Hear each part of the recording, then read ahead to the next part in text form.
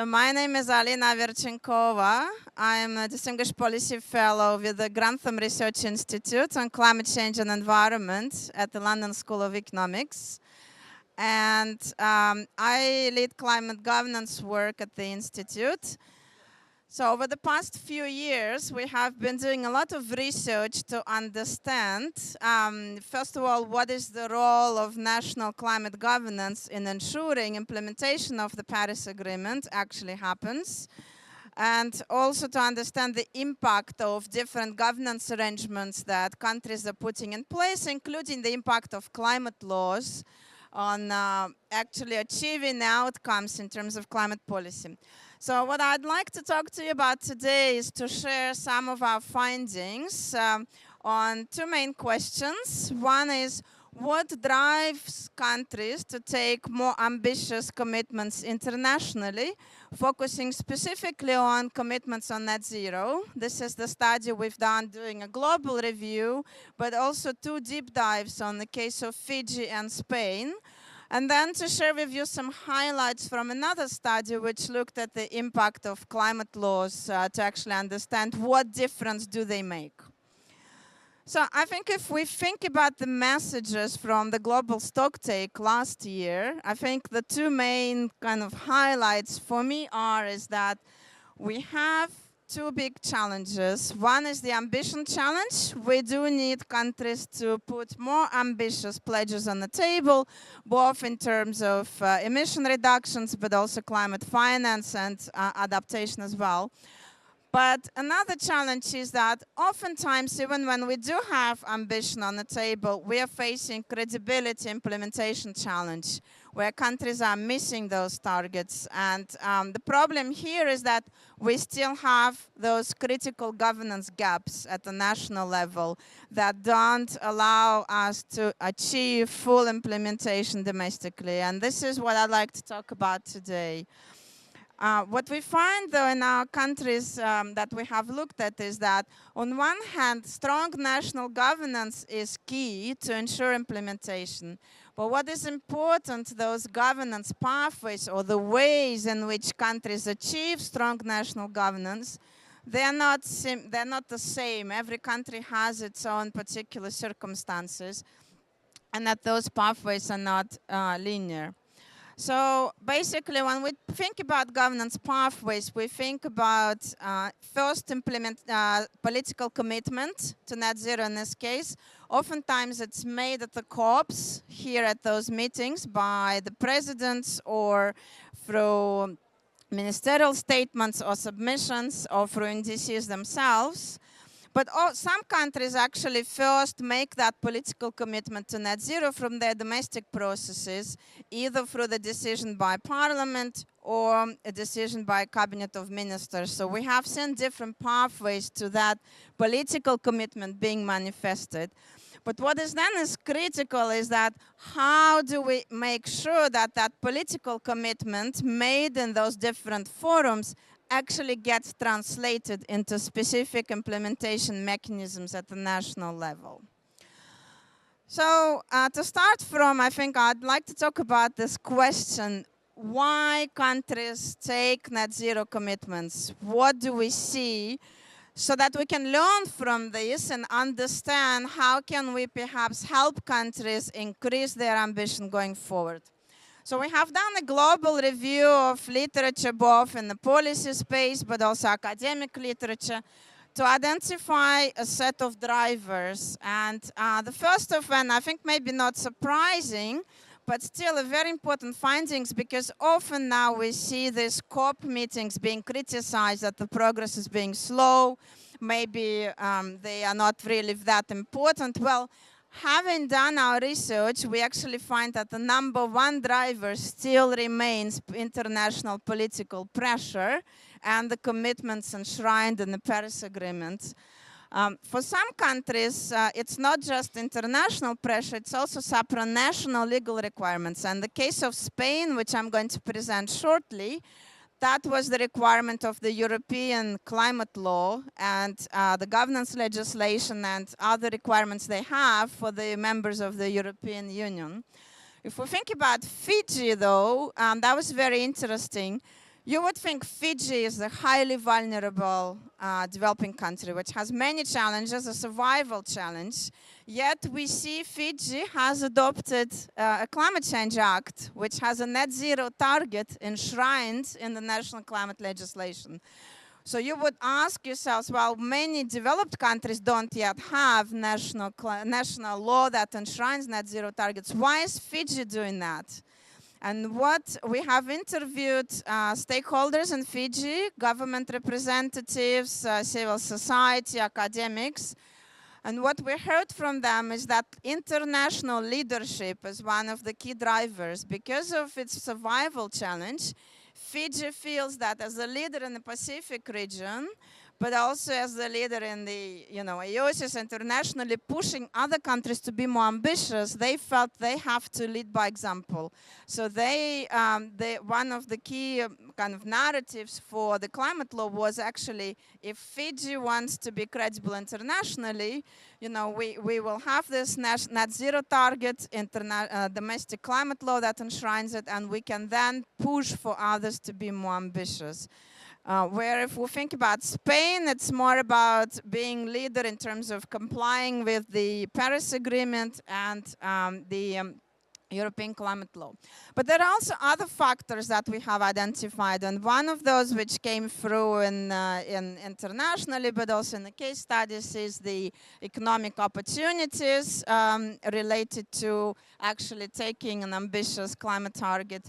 Domestic social pressure, we see an important role of civil society groups, and for example, I give you an example of the case of New Zealand, where a youth NGO, Generation Zero, was campaigning for the country to take an ambitious climate target. And that campaign was quite crucial in the decision by New Zealand to amend its climate law and to adopt Net Zero Carbon Act, which contained net zero target.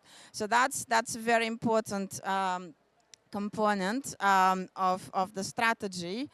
And part of that is also climate litigation. For example, in Germany, the Neubauer versus Germany case in the court actually established that Germany had, the court ruled that Germany's domestic target was not ambitious enough and ordered the government to increase the target. So these are different levers and drivers, both international and domestic. Another one that I would highlight, of course, climate vulnerability. I think as we experience more climate impacts, that drives political attention and helps net zero commitments. But also science and knowledge, IPCC reports, as well as reports by domestic advisory bodies on climate change, played an important role in the net zero debate. And finally, the framing of the debate in the context of just transition, ensuring that nobody is left behind and that the most vulnerable parts of the population and those who are maybe at risk of losing their jobs, for example, when the country switches to coal, to other sources of energy, paying attention to just transition is a huge enabler in driving political commitment. In particular in Spain, there was some opposition, but announcement by the government that just transition will be integral to Spain's report has unlocked some of that opposition. Now, if we think about the strategies in our report, and you can, I don't have time to go through all of that today, but you can read it in your own time if you're interested. We have looked at different strategies that all the different actors have used in different countries to drive political commitment to net zero. And I'll just highlight a few. I think campaigning, we all expect NGOs to campaign for environmental and climate NGOs to campaign for greater commitment on net zero. But what was interesting, and that's an example from Spain, but also other countries, business can be a very important ally. In particular, business associations of companies that are operating in the low carbon technology space. In Spain, such business coalitions forming an alliance with climate NGOs has been a very important driver in convincing the country to go towards net zero. So that's one example. Also, public opinion surveys. I think that's both, we could see, for example, in South Korea and also in Spain, public opinion surveys that show broad level support from a large share of population for net zero target has also been a very important factor in pushing the government to actually go towards net zero commitment. And in that, engaging political champions and politicians who are able to articulate and run with this increased ambition has been a very important strategy. So in a number of countries, we see political leaders, for example, when countries have hosted Conference of the Parties, we have examples of Japan, Mexico, Chile. After they served as the presidents of the COPs, those countries have then adopted domestic climate legislation. So that really is a factor. And ministers who were in charge of COP presidency became political champions in the domestic debate as well. Same actually for Spain. Teresa Rivera, who was quite pivotal in the international discussions, she championed the domestic agenda on the climate law. And of course, the parliaments are absolutely key actors in that. So we see also in some countries prominent politicians, parliamentarians playing that role of political champion. And essentially, parliament is the body that then has to deal with putting those commitments into the legislative frameworks. So I think two messages from this, I think that I'd like to kind of take away is that governance pathways in different countries, they are unique, but they all have shared drivers. And we can think about in each case which drivers would be more prominent in your country and how they can be amplified to drive political commitment. And secondly, this coalition among different actors, particularly going out of the traditional climate space, is a really important factor. And perhaps I just give another example. In Ireland, what we're seeing is that it's not just climate NGO, it's a lot of human rights NGOs and NGOs focusing on social justice who are now entering climate space and pushing for political commitments and implementation. Now, let me talk about the two countries that we have looked at in more detail. The way we've done this research is that we've done some desk reviews, but then we also run interviews with a variety of actors in each country, about 20 interviews in each, offering different perspectives. And what we have asked the stakeholders there is that what in this particular country, in the case of Spain and Fiji, drives this political commitment. And we deliberately wanted to take two very different countries. As I said, Fiji, highly vulnerable developing state. Spain, a European, more advanced economy, which is obliged under the Kyoto Protocol, but also under the Paris Agreement to take more ambitious emission reductions. Yet they have something in common. They are both actually vulnerable to the impacts of climate change to a different extent, but this is a big factor for them. And so let's look on what was very interesting for me is that the factors, the drivers of commitment weren't that different, although the nuance, of course, in each case is very important to understand. So I think I already talked about the importance of being an international leader and a Pacific leader for Fiji. But and supranational legal requirements for Spain. But the second largest factor in terms of importance, according to our interviewees, was economic opportunity. But that economic opportunity was seen in a different context in two countries. So for Fiji, economic opportunity in committing to net zero was the expectation that this will enable Fiji to get better access to international climate finance. And that, I think, is a very reasonable expectation. If the country is being ambitious, it's putting transparent, ambitious frameworks, legal frameworks to support the commitment. The expectation is that the donors will recognize that and support Fiji then in implementing climate finance.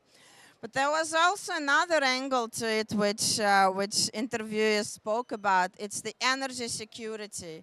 Fiji relies on imported diesel, which we understand is delivered by ships.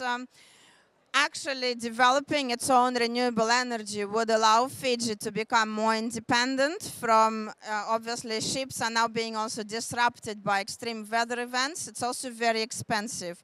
So there was also this part that transition to net zero would actually be in the economic interest of Fiji, provided it can be helped on that pathway. For Spain, economic opportunity was also very key, but there the focus was on Spain becoming a leader in the European renewable energy market and taking stronger position in the clean technology markets as well. So, but nevertheless, this economic opportunity driver was the second important one. Vulnerability, I think it's quite clear. I think for Spain, we have international peer pressure was very important in the context of Spain, and in the context of Fiji, requirements of the Paris Agreement, in particular MRV, measurement, reporting and verification. Many interviewees spoke that the requirements of the Paris Agreement and the support that Fiji has received from international partners to develop its own MRV system domestically has been very important driver as well in terms of enabling them to commit to more ambitious targets. And I've already mentioned just transition there. In Spain, of course, domestic social pressure, as I've mentioned, the campaigning from NGOs, and Fiji to the lesser extent. But the just transition angle, I think, is important in both cases. Now, yes? The historical context, why would you mention that in terms of Spain? Fiji, it's clear, but... Yeah, so the historical context refers to the attitude of country historically towards international cooperation. So if we look internationally, countries have different traditions in terms of how much they value being seen as a cooperative member and being basically part of the global community. So in the context of Spain, there was this tradition of being, and also support among the public. I think general in Europe, we find through public opinion survey, there is quite high value being placed on Europe being seen as a positive force in the international negotiations, not just on climate, but in general. So that's where the historical context, I think in Spain, that was also confirmed through different surveys that stakeholders have run. In Fiji, that's, as I said, historical role of Fiji, again, as a convener, as a leader in the Pacific region. So that's what it refers to. And are you measuring climate impact or just policy? Because obviously, like in most countries, you know, the policy impact gap is enormous. Yeah, so here we were looking at what helps countries or what drives countries to make political commitments. And so in that context, the impact was vulnerability to the impacts of climate change. But obviously, you know, what we're most interested in is not commitments, but it's actually impact itself. Yes, so that's the next part we're going to talk about now. So once the political commitment is there, how do we actually ensure that political commitment gets integrated and implemented into the legal systems and the governance systems? So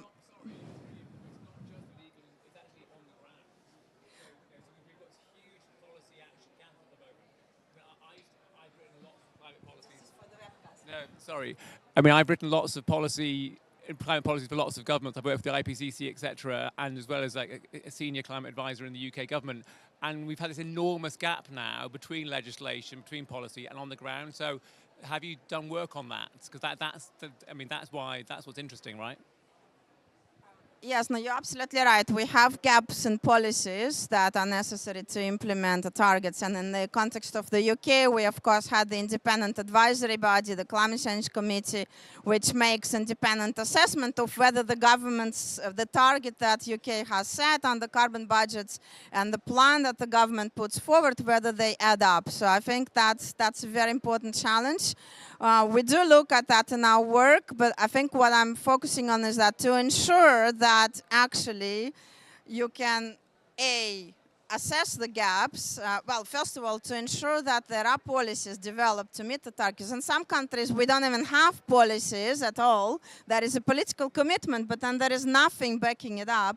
So what I'm focusing on here is, okay, we have a target. What else do we need as a next step so that we can actually arrive at that situation where we have credible policies that actually get us there? And so for that,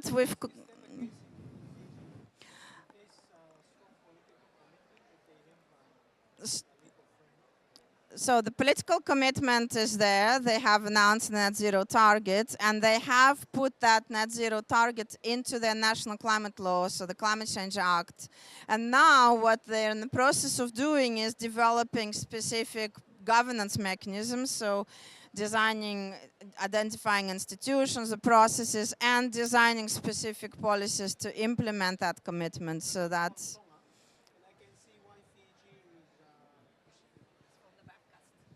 Why? It doesn't work, but it's for the webcast. It's for people online. Yes. Yeah, it's quite interesting because Fiji is really the benchmark for the Pacific Islands. Because I've heard them talking about their climate impact mobility laws that they have put in place, and they've attracted some funding from, I think, particularly from New Zealand for that commitment to move people from where they have been affected by climate impacts, especially flooding and those who are living on the coastal areas. But I appreciate the thing that Fiji is doing because it's really setting the benchmarks for the Pacific Islands. Yes, no, absolutely. I think what we're seeing is that having that target, having the legal framework in the form of the climate law, is actually helping them as a basis to design specific policies and to attract funding. So you've given an example of mobility. I understand on adaptation and resilience side, they're also working on relocation, developing relocation plans and kind of assessing what they have to do in the coastal areas. So it's not just about mitigation. We did focus on net zero here, but I think they're also doing some very interesting work on kind of adaptation and resilience. So in this study, we wanted to look at two countries to understand better what drives the decision to take commitment, and then how is that commitment being integrated into the legal and policy framework. So this is what I wanted to but I'll show you now. We also looked as part of that at the 26 laws, not just Fiji, across the world, which already have integrated net zero targets. So I just want to mention here, so I think as gentleman here was saying, is that we really need to ensure that target is then, translated into specific policies, and then we need to make sure that those policies add up and that they actually are, even if they do add up, that they get implemented. So we need certain governance functions, regardless of which country you're at and what is your political system. There are some basic governance functions that each country has to consider and to ensure. So there needs to be a narrative, obviously. Why are we doing that? So as I mentioned, in Fiji, it's because we want to be international leaders, but also because we have our domestic benefits for transitioning to net zero, and it will also help our adaptation efforts. There needs to be a mechanism to generate knowledge to back up those decisions. So, okay, we have IPCC reports, but I don't think it helps Tonga very much because you also need your national data that is appropriate for your nation. You need to know what is the climate risk assessment for Tonga. We need to know what it is for Fiji. We need to know what it is for Spain. We also need to know what possibilities we have in terms of reducing emissions. So we need to have scenarios for the sectors. So that's a huge task. So so each country needs to have a mechanism for generating that knowledge or translating international or regional knowledge into the national context. And some countries in this context, like I mentioned the example of the UK, but it's not only UK, Philippines, Chile, like some other developing countries, or South Africa, they are creating independent expert advisory bodies that help generate that independent assessment. So they are divorced from politics. They don't represent stakeholders. They represent high-level substantive expertise, economists, sociologists, climatologists, and they produce that kind of advice. Then we need a mechanism to determine the shorter-term targets. It's fine to have net zero in 2050, but unless we have intermediate targets for how we're going to get there, we're probably not going to get there, because politicians tend to think in their political cycle, which is 4 to 5 years, so net zero is far away. So unless there is a 2030 target, 2035, so some countries, like for example New Zealand or Ireland or Germany and UK, they are implementing a system of carbon budgets, for example, in Ireland, New Zealand and UK, which is a target for every 4 to 5 year periods, which then gets you to net zero. Other countries are going for annual targets, but it's important that there is some way that the country addresses the pathway towards reducing emissions. And then those two are hugely important, 4 and 5. We need to ensure that there is a way to integrate climate objectives, not just into what the Ministry of Environment and Climate is doing, but actually what every ministry in the country is doing. Ministry of Transport, Ministry of Energy, Ministry of Agriculture, insofar as it is part of their sectoral plans. So many climate laws that countries are implementing, they would actually have a mandate to the private sector agencies to ensure that the decisions of public sector are consistent with the objectives of the climate change law or of net zero. And that's why having climate law actually is very helpful, having a good climate law.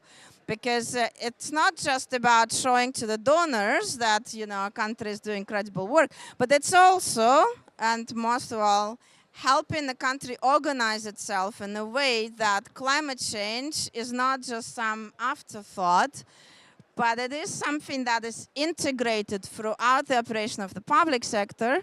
It is something that is integrated into the budget so that you can actually find better ways of allocating resources with the resources you already have, which already will be helpful, in addition to raising finance, mobilizing finance from outside.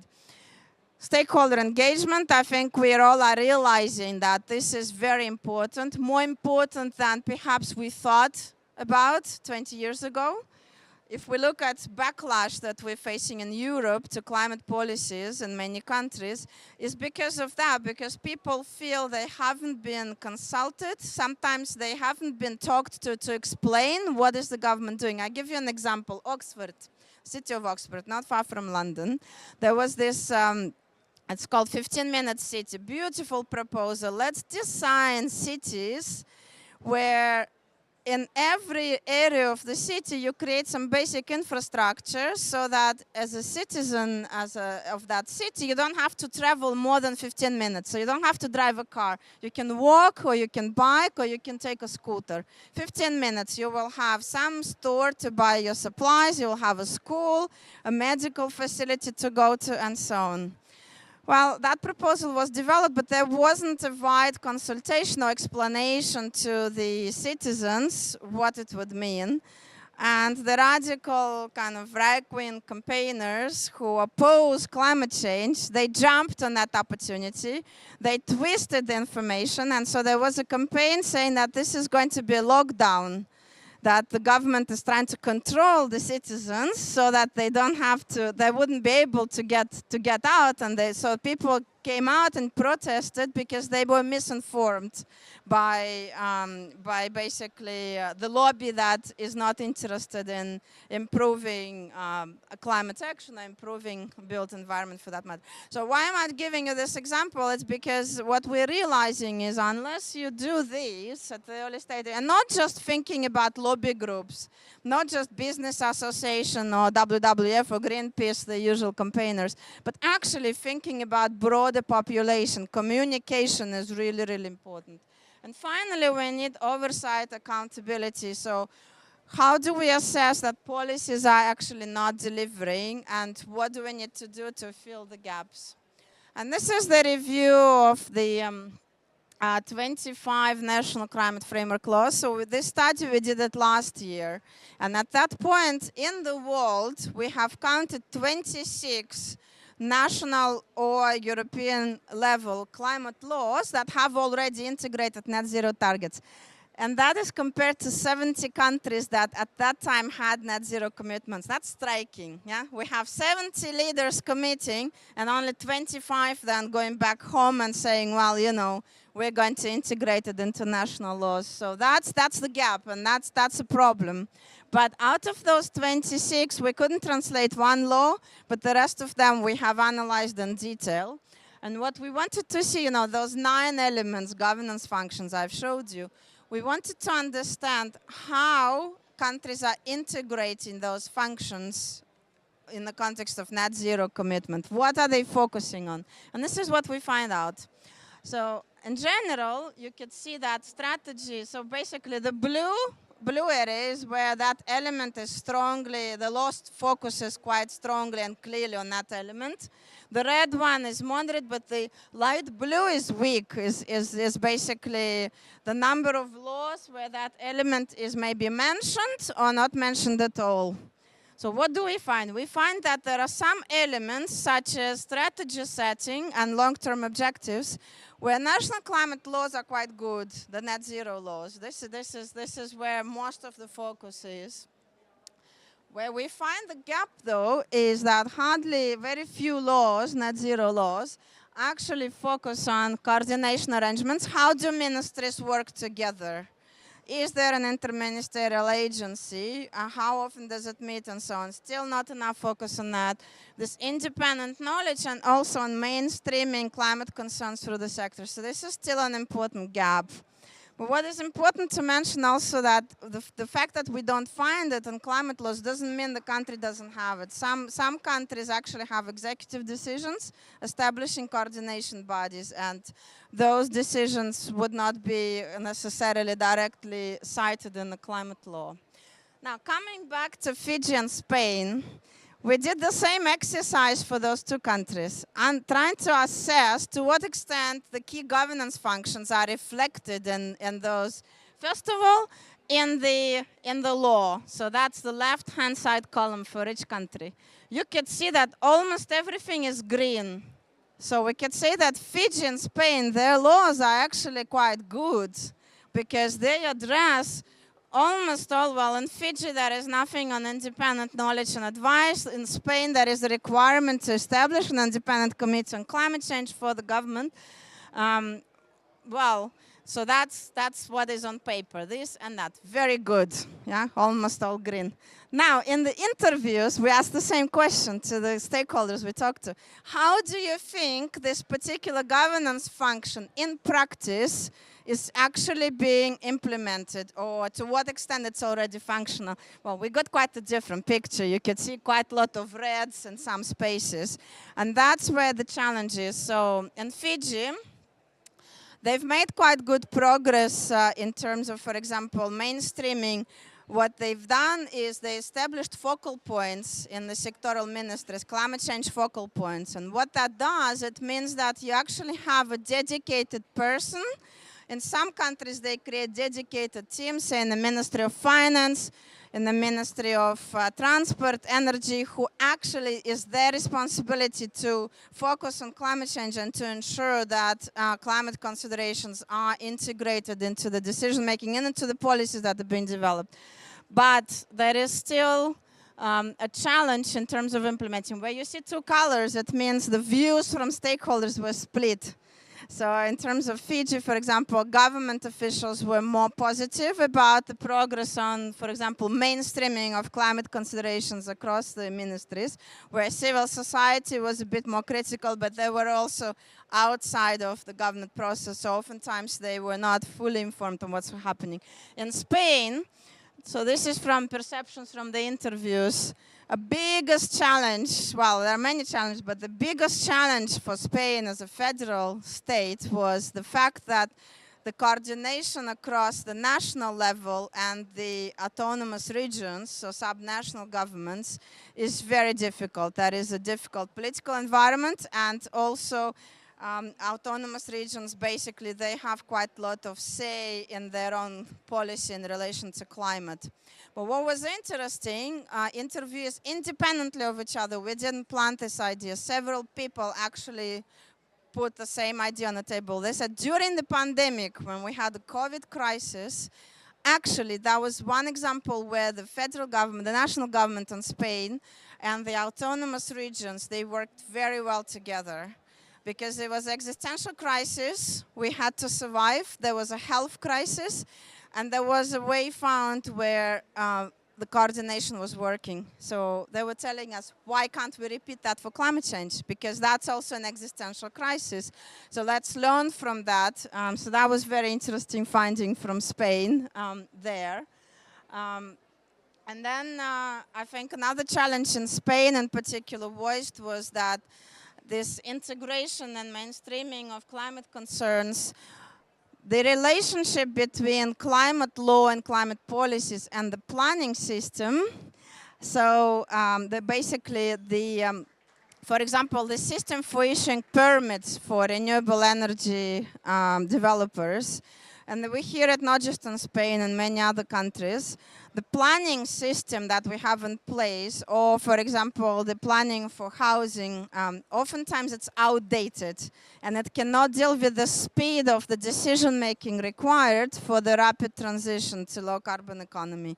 So for example, the delays in taking decisions on applications for renewable energy installations was seen as a very big barrier, and overcoming that barrier requires a reform of the planning system.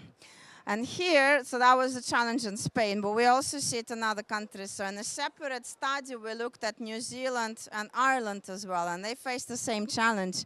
And what was interesting is that after adopting a net zero law and ambitious climate law in both countries, that has spurred the reform of national planning system.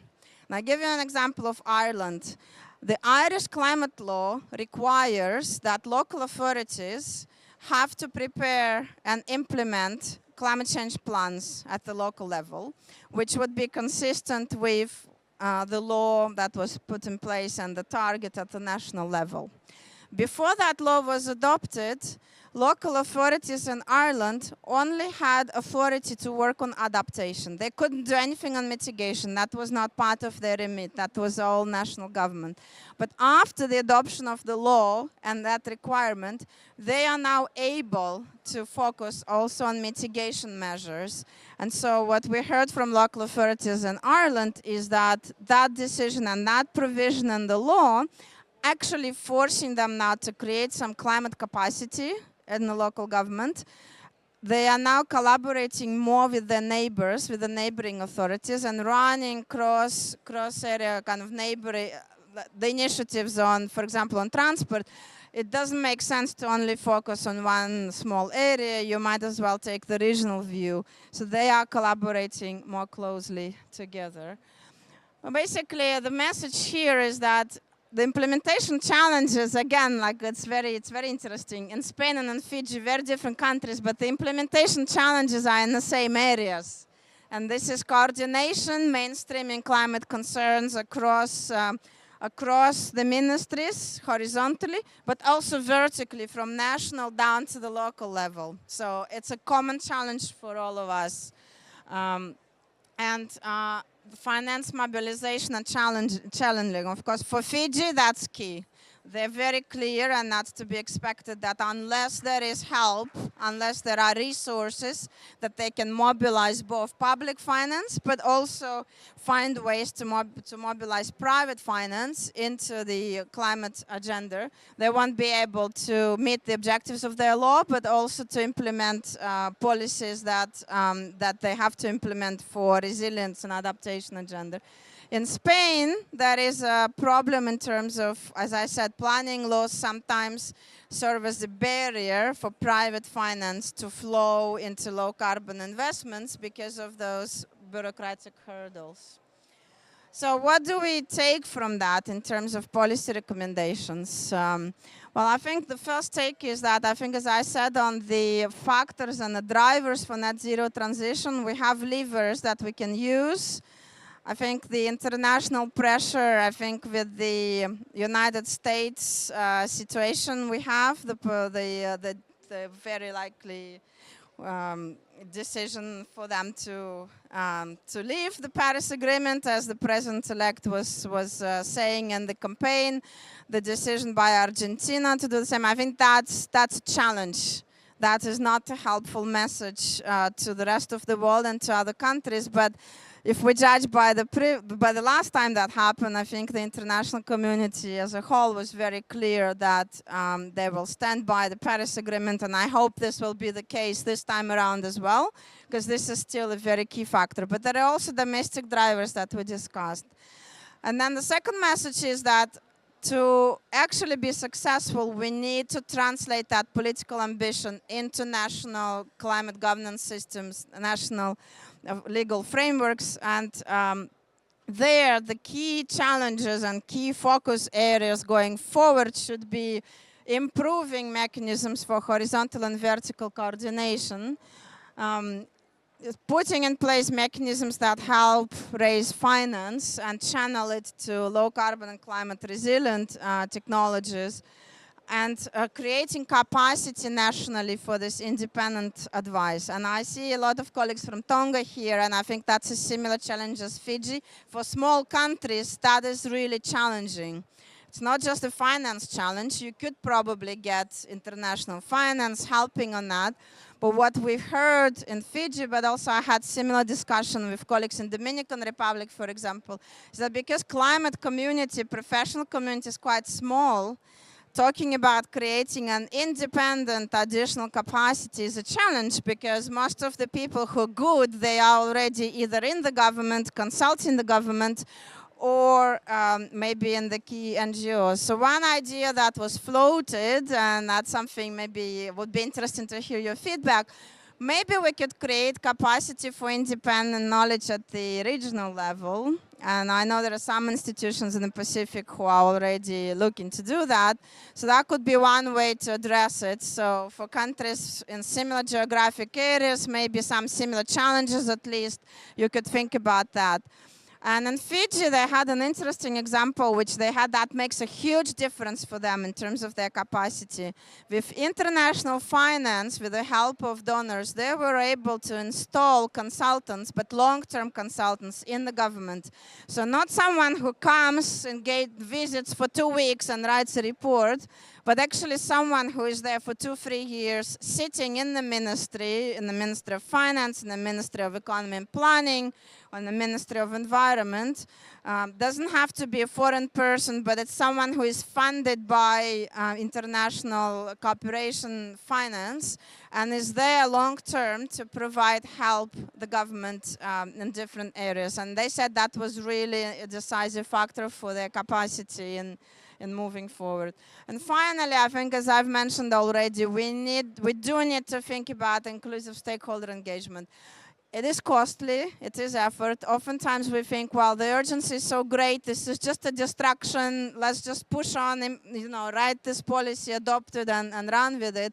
Well, unfortunately, this may backfire later on, because if people and stakeholders don't understand what we're asking them to do, why we're asking them to do this, there is a danger that this may be misunderstood and you get pushed back. So I think that's one learning, that communication at least and inclusive stakeholder engagement is quite key. So the report is there online if you want more detail. And I think I've mentioned to you this other study on Fiji, on New Zealand, Ireland, and Germany. I want to have a dialogue, so perhaps I don't go there yet and see if anyone has any experiences to share, comments or questions, anyone from the audience. And please introduce yourself first. I'm Daniela Fusmala. I'm an MP from the Parliament of Tonga. Can you just clarify again on independent knowledge, evidence and advice? Is it I hear you saying that the countries are so small that they don't have the capacity to collect information and do surveys and come up with. Is that what it means? Yeah, so thank you for that question. I'll clarify. So basically, if we look at some larger countries, for example, United Kingdom was the first one to implement this model, and now there are many other ones. So we have, of course, knowledge in the government, and that's all governments do. Some have more experts, others less. But what we are talking here about is that it's important to also have independent knowledge on climate change, the one that is not generated by the government. So the way it works in the UK, for example, there is this body called Climate Change Committee. It's established under the Climate Change Act, under the law. And that committee is composed from experts engaged independently. So they don't work for the government. Some of them come from academia. Some of them might have had some background in other sectors. What is important is they don't represent a political party. So they're not affiliated with the ruling party, not with the opposition party. They don't represent a particular stakeholder. They don't represent the interests of business or NGOs. They are there in their expert capacity. And so what the UK climate change law requires them to do, the Climate Change Committee under the law has to help the government and parliament by providing advice on the level of emission reduction targets. So every 5 years, when the carbon budget needs to be established in the UK, so the climate law has a long-term target, and then there is this carbon budget system. So every 5 years, the government has to propose a target based on the advice provided by independent climate change committee. That target then goes for consideration of the parliament, which approves it, or it may reject, but that didn't happen. And then that becomes a target. So what it does, it depoliticizes the debate. Because they are not political parties, because they are not stakeholders, they are experts with high level of expertise, appointed independently, they are trusted. So we've done a study which looked at the debates in the UK Parliament, 10 years of debates. We analyzed every single speech which mentioned climate change. And we wanted to understand how do they use the information by the Climate Change Committee. What was interesting, it was not just traditional parties that argue in favor of climate policy, like Labour and Greens. It was actually all political parties in the UK, the parliamentarians from all parties, that would use and reference information from independent advisory body in their speeches, including conservatives, including basically everyone. And what was also interesting, so basically we found evidence that they became a trusted source of information, non-political source of information that helps bring political debate to a different level, because they are not operating on false science, they are not climate skeptics, but they're also not radical NGO that might be pushing the government too far. So their role is to understand what is achievable, what is necessary in terms of international commitments and national climate law, and what is the best way to get there. So that's one thing they do. They help establish the level of the target. The second thing they do, when the government, and they're obliged to do that by law, proposes the plan on how they're going to meet the target, Climate Change Committee has a duty to review this plan and to identify, do the policies add up? Or is the government maybe missing some, maybe the target would not be met, and then to suggest what additional measures the government might want to consider. And they have the third function, which is every year in the UK, and that goes to this, what we discussed, to this one, to oversight and accountability. Every year, the minister responsible for climate policy in the UK has to appear in front of Parliament to report how well UK is doing in meeting its carbon budgets. And that report is accompanied by independent assessment by the UK's Climate Change Committee. So that is the government's report, but then the Independent Climate Change Committee also makes an independent assessment, and they do the same for adaptation as well. So what it does is that you have an additional checkpoint which is outside of the government, which helps improve transparency and accountability. And the fact that the minister has to face the parliament, if the country is not on track, that generates, obviously, parliamentarians, politicians, they can order the government well, basically, they will ask questions. They will point out to the gaps that creates bad press if the government is not on track. But also having a climate law, it could also create judicial review potentially. So that's how it works. So in the context of Pacific, when we discuss this idea with Fiji, but also when we talk to Dominican Republic and some discussions, what colleagues are noting is that it might be difficult for smaller countries to create such fully independent, that's the challenge. And that's where maybe an idea of something at the regional level would make sense, because you will have bigger pool of experts to pull from. So, but that's just an idea to consider. True in the case of Tonga, because the experts are in government and none is outside. So you need to... Then you go to the regional level, where like SPREP or SPC or to provide expert information. My other question is that on your list of actors, you differentiated between a politician and a parliamentarian. Is that a distinctive difference?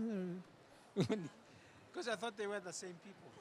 Not always. I think a lot of politicians are parliamentarians, but some may be ex-presidents, or some ministers actually are political figures, but they would not necessarily be elected into the parliament.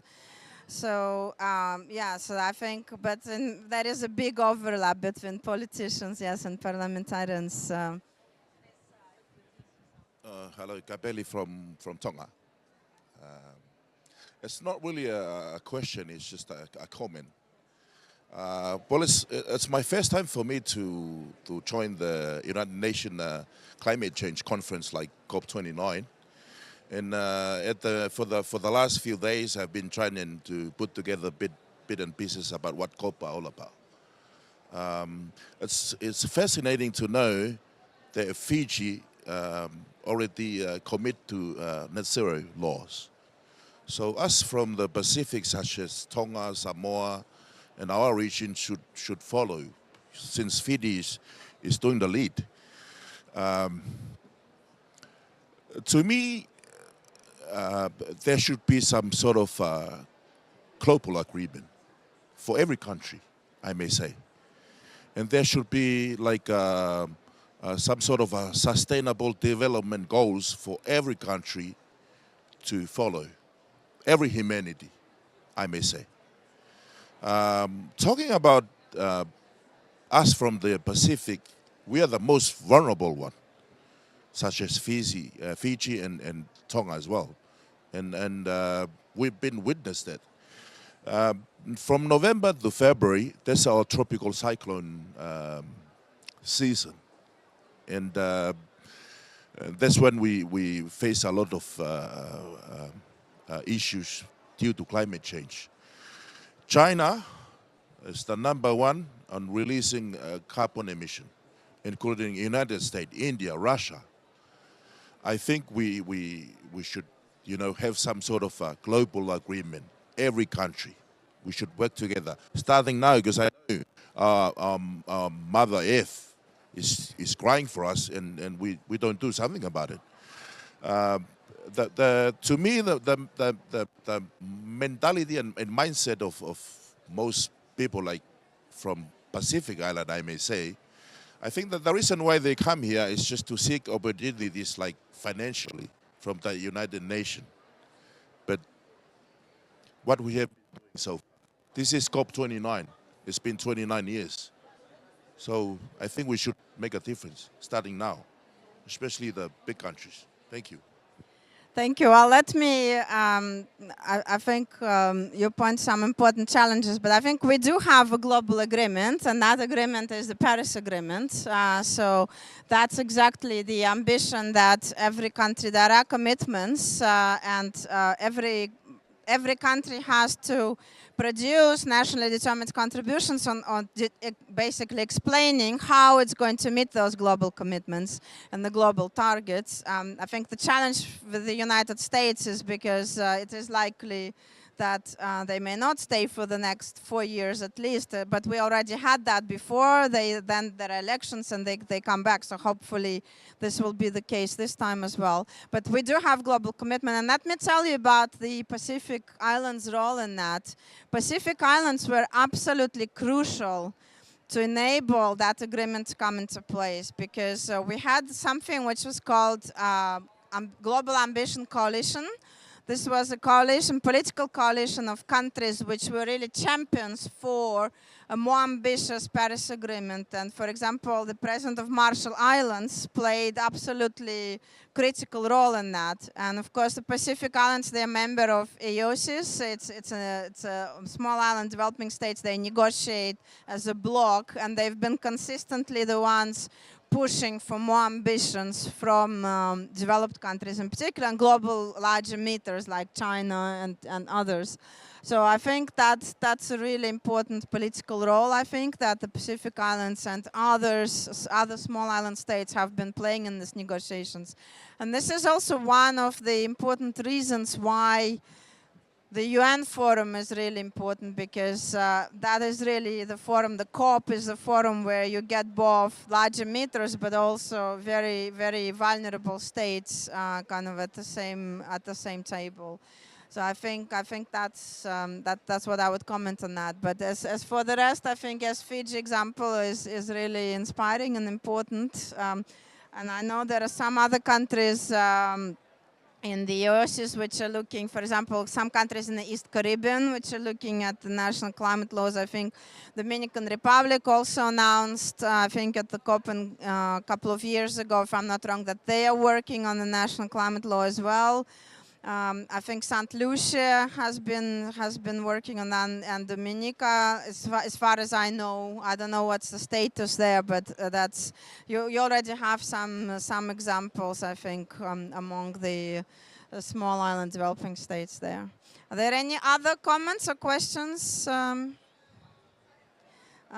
how are we doing on time? How much do we still have, or we need to close? 8 more minutes? 80? 30. Okay, fine. So I live in Spain, and I was one of the, as I was mentioning to gentlemen here, one of the founders of Extinction Rebellion in Spain.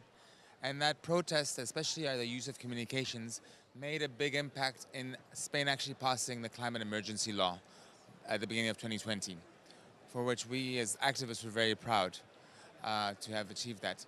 Did that occur in Fiji, and how does that, do you think, that kind of activism on the street, is it still playing a role 4 years later? Because, you know, Fridays for Future and Extinction Rebellion have become increasingly irrelevant, but they did have an impact on legislators and having laws passed. Thank you so much for the question, and I think that's a really important one. I think what we see in Fiji, that was not a big factor that was mentioned, because I think the decision in Fiji was taken from the level of the government, the leadership of the country, and that pretty much was the main driver. But if we look at other countries, for example, Germany, Ireland, New Zealand, also in the UK, in all of these countries, we have seen pressure from citizens and also mobilization, social mobilization being very important. So I give you an example of UK. 2008, that was when the UK adopted its climate change law. It was the first country in the world to pass a comprehensive climate change law. But prior to that, why was it possible? It's because it was bipartisan consensus. So in the UK, you have Labour and Conservative Party. Tories, they are the main political parties. And when they were campaigning for the office, Conservatives, who traditionally didn't really focus as much on environment and on climate, they had results of the public opinion survey, where they saw that young voters, in particular, young people, were placing more and more importance to climate change. And so I don't have a picture here, but there was this image in 2005 of David Cameron, who was at the time the leader of Conservative Party, hugging Husky and saying, go green, vote blue. That was their conservative slogan, which before it was unmanageable. And that was because young people were asking for it and they were campaigning for the votes.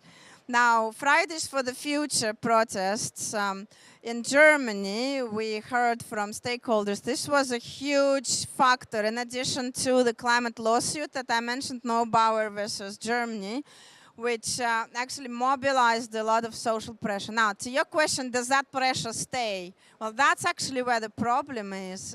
The pressure doesn't stay the same in many countries. And this is when we were looking at the second piece of research. Since we have some time, I can give you some highlights where we actually ask the question, do climate laws make a difference? And this was one of the messages. It's much easier to mobilize young people, to mobilize campaigners, to mobilize population at large when you don't have a climate law, because it's a clear gap. And this is a very clear target for campaigning. We need an ambitious climate law. It's clear, it's understandable, and people go for it. Now, once you have a climate law, but it's not good, maybe your target is not high enough, or maybe you're missing some important elements, maybe you don't have independent accountability built in, it becomes more difficult to campaign because that requires better technical knowledge. So you're not campaigning, we need a law. You're campaigning, we need a mechanism for government to coordinate better. Well, that's more difficult to understand for people who may be not engaging with climate agenda. So you know what I mean? So basically, that's the message we heard from NGOs in New Zealand, in Germany, and in Ireland. It's a challenge.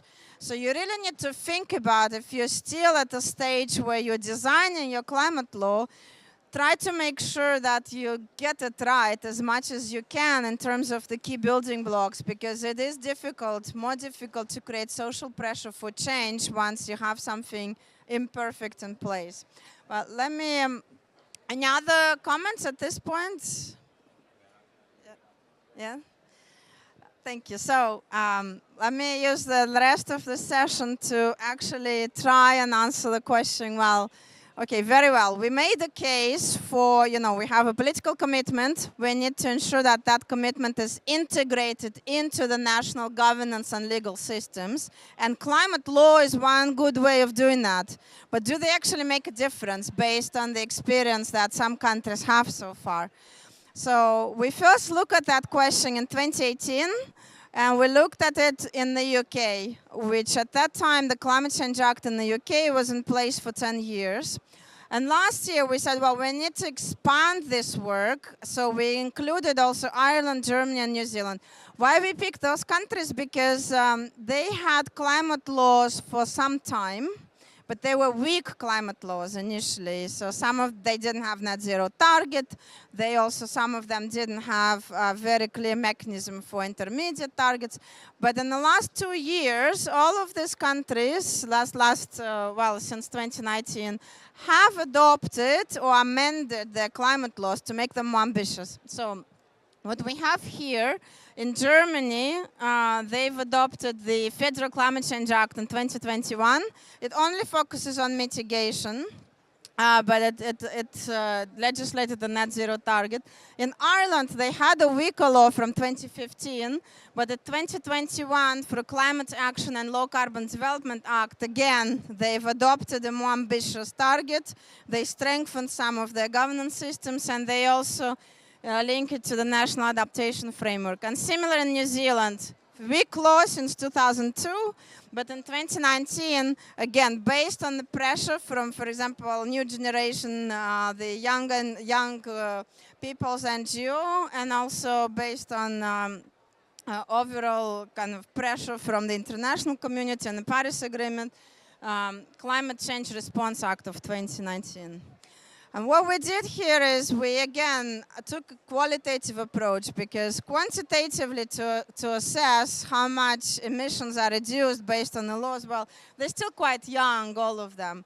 So what we wanted to do is we talked to the expert community, so the government officials, the NGOs, private sector investors, media correspondents who write about climate change, and scientists and independent expert advisory bodies. We interviewed in total 73 people across the 3 countries, and these are leading experts, also politicians. We interviewed members of parliament, and some of them, in particular in New Zealand, very senior politicians. And we asked them, in your opinion, did climate law, this more ambitious climate law that was implemented, and also the earlier one, did they make any difference, both positive and negative? And if so, in what areas? And so I'll share some highlights with you. So the first kind of high-level finding that we draw from this is that, based on this research, climate laws make difference in 2 ways. One is through their core provisions, basically the provisions that we put in the climate law itself. And the most critical one in that context that our respondents highlighted were provisions related to targets, the net zero long-term target, and also the system of intermediate targets. How do you get there? That was one of the most impactful provisions. Secondly, mandates for the private sector. How should the government take into account climate change law in its operations? And I give you an example, comparative example here. So New Zealand, in their law, they say that the government should take into account the provisions of climate change law as they see fit. What does it mean, as they see fit? It means they could take it or they could leave it. It doesn't mean anything, basically, right? However, Ireland has a different language. It says every public sector authority in its operation has to ensure that the decisions they take are consistent with the objectives of the climate change law, adaptation programs and mitigation programs that are put in place underneath it.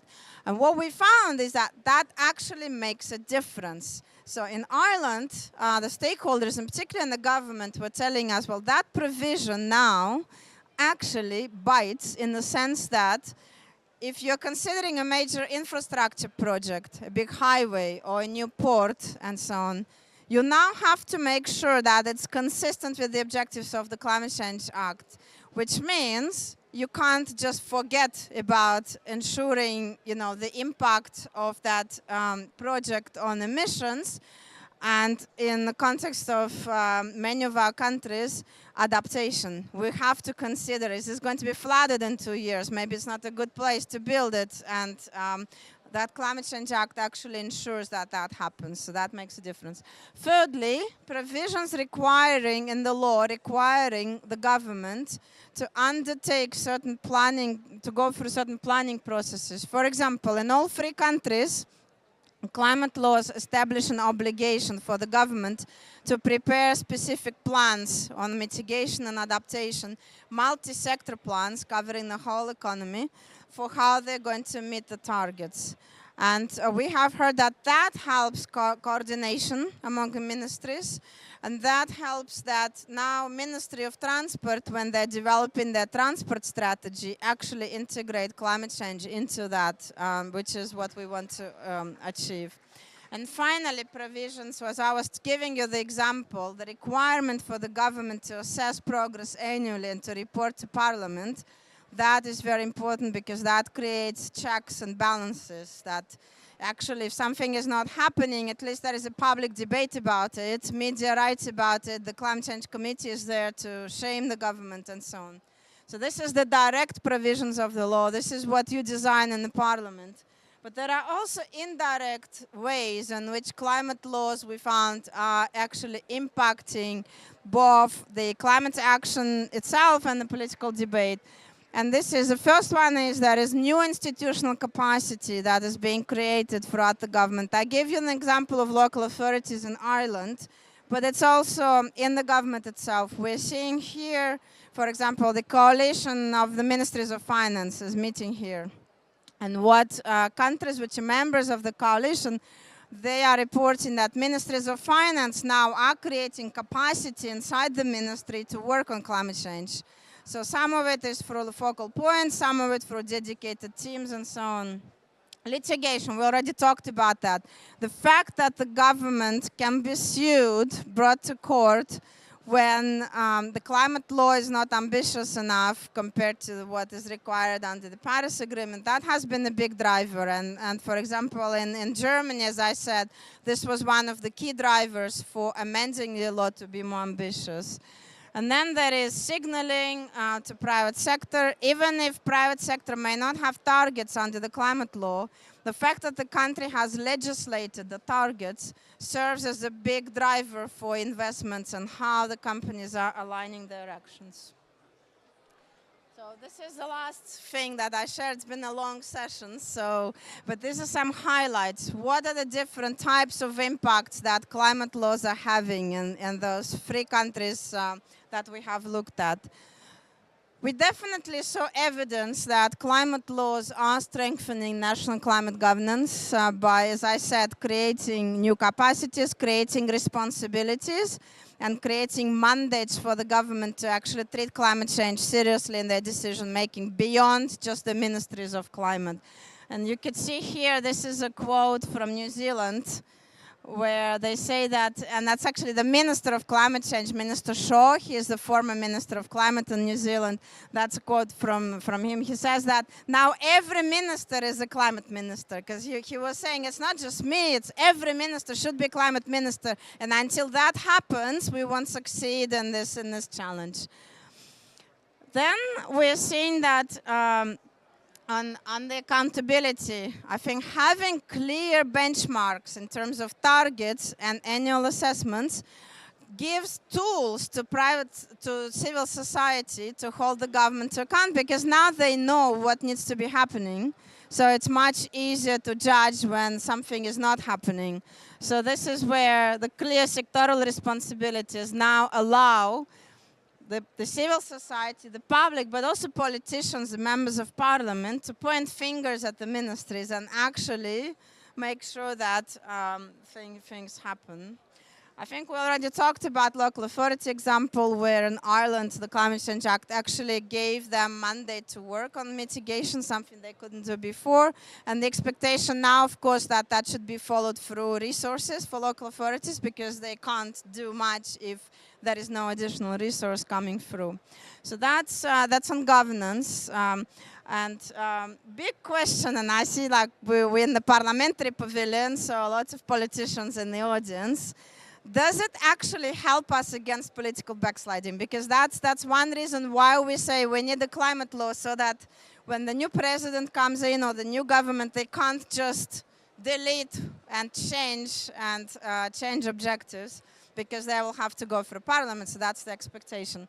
So we ask that question as well. Does it help? So the answer is it definitely helps having climate change objectives integrated into the climate law and having a climate law in place. In particular, it helps on long-term objectives, so net zero targets. In all 3 countries, there was a very clear response that, yes, that provides protection against reversal, political reversal. However, it also helps in terms of discourse, political discourse. We don't start in parliament now, all the 3 countries said, with the nonsense conversation. Is climate change happening? Maybe it's not anthropogenic. No, the conversation is we have the target under the law. What is the best way to meet it? There is still a lot of political disagreement, because you might say, well, we should reduce emissions from agriculture.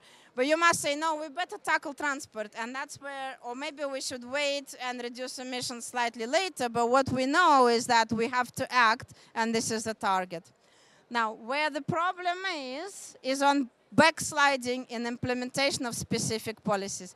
And that's where law doesn't take you very far. And that's where your point is very important. We need sustained political pressure after the law is adopted. It's not just, we're done, let's go. No, no, this is actually a very important period is after the law is passed, when we need to put sustained pressure for the government to implement it. And we have seen it in the UK where when the government priorities have changed with the last conservative government, they have actually reversed some of the policies they put in place in terms of energy efficiency requirement, for example, or phase out of boilers. They moved the deadline for phase out of gas boilers. It was a political kind of, populist move. Because that's not in the law, they can do it. And that's where the political pressure is very important. Please.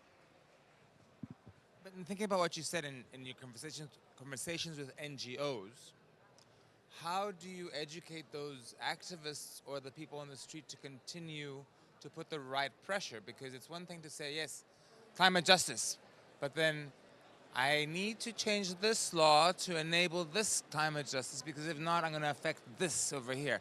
How do you actually get that pressure from the polity to get into the parliament? Yeah, I think that's a challenge, and I think that's where it's very important that there is a stronger cooperation between, say, civil society and stronger links in parliaments, for example, because as we have, of course, NGOs which are professionally focusing on climate, so they would have experts who actually are able to identify the gaps. But the second kind of tool is those independent expert advisory bodies I talked about. The Climate Change Committee in the UK, they are the ones who point the gaps for you. So when they assess the plan prepared by the government, they actually highlight what is missing. And then it's up to the civil society to pick it up and to run with it. The challenge is, how do you translate that very technical information to the level that the person on the street can understand? And I think that is still something we need to think to be better at. In line with that, do you think, are you familiar with citizens' assemblies? I'm sure you are. Do you think there's a role for that? And do you think that we can achieve real climate change without them, perhaps? So I think that is maybe more familiar to people from Europe. So the question is about the role of citizens' assemblies on climate change. So what a citizens' assembly is basically the convener runs a democratic lottery. It's like a jury duty where citizens are called to participate, and from them then a smaller group is selected who represent the average makeup of the population of the country by education, by gender, by political orientation, by age, and so on. And so in Europe, many countries have been having climate assemblies as one way to provide recommendations to the government and to also help mobilize more educated and active citizens in the context of climate debate. So I actually am part of the Knowledge Network on Climate Assembly, KNOCA.